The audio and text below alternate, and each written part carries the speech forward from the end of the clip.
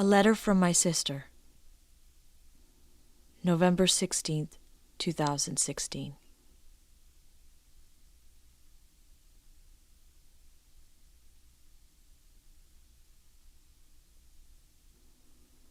And around and around and around it all goes. An eye for an eye, leaving everyone blind.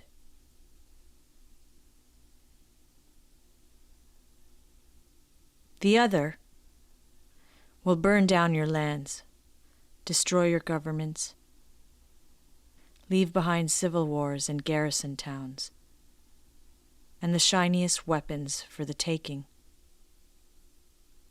Create theaters of new and broken armies, select your leaders, and nurture their delusions. You see, the other will explain to you nonchalantly, calmly, coolly, obviously, violence is natural to you.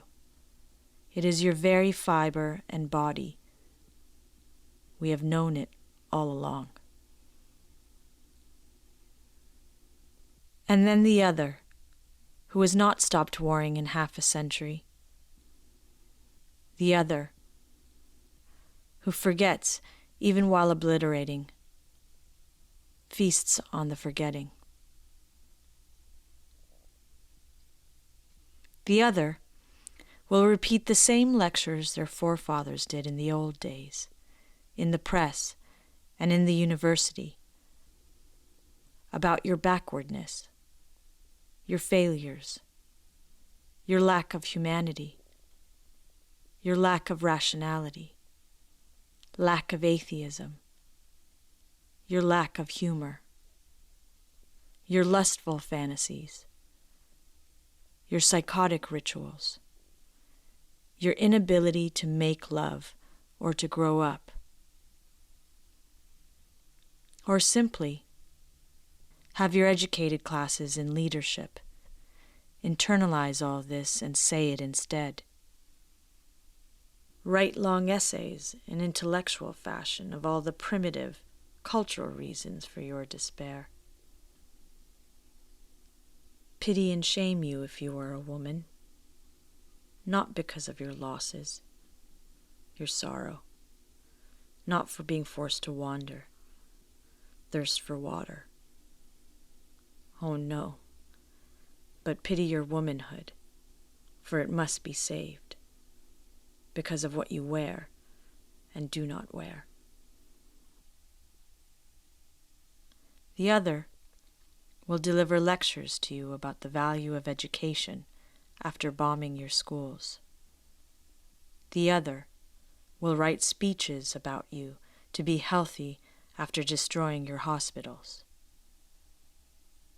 Again and again, rustling up new enmities, saying all the while that they are as ancient as the sun and moon.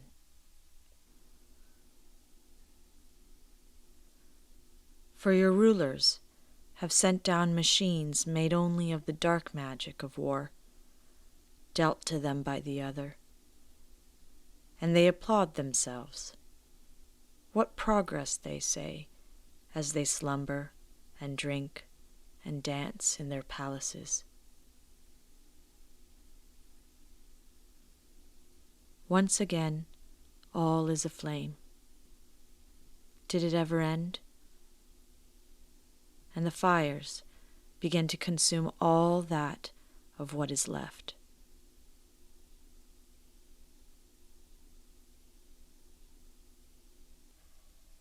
Then, when you try to flee, racing away from the raining fire and into the sea, the other will leave you to drown there.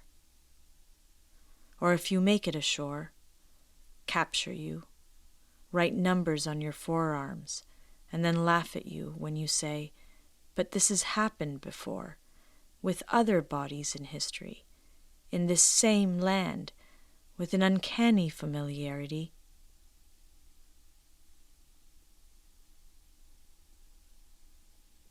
When nothing Nothing minus nothing and all is left, you go to pray. In a foreign country, in exile. But even here you are not safe, for your houses of worship are attacked. And so you recite lines of poetry in your head about homes you have left behind. Homes you will never return to. Homes for which it has been such a long time for which you have yearned, that you yearn no more. And you think, what a long time it has been that you have yearned to return.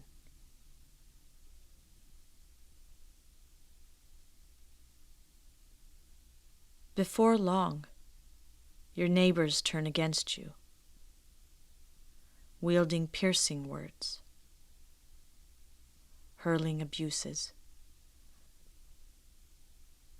And the children who came with you to the new world become strangers to you,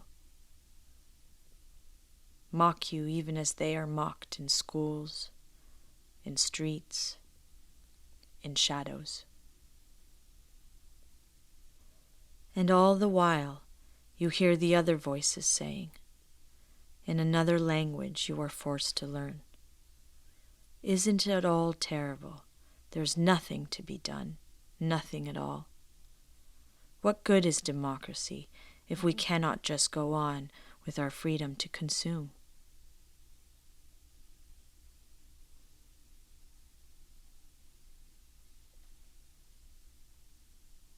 As you watch the man at your local corner store giving you the eye while picking up the morning paper, you see the whole world reels in shock when that other awakens to the horror.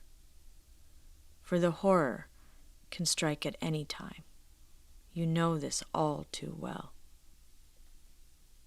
And there you are, buying your bread and eggs, grieving, afraid, and you are forced to say you are sorry. I am sorry. You are beaten into saying it. You are forced to say it. You are the barbarian. It is you. Say it. Say it. Say you are the barbarian. Say, I am the barbarian.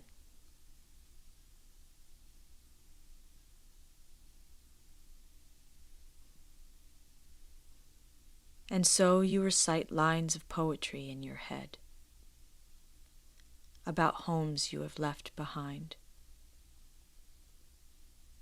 Homes you will never return to.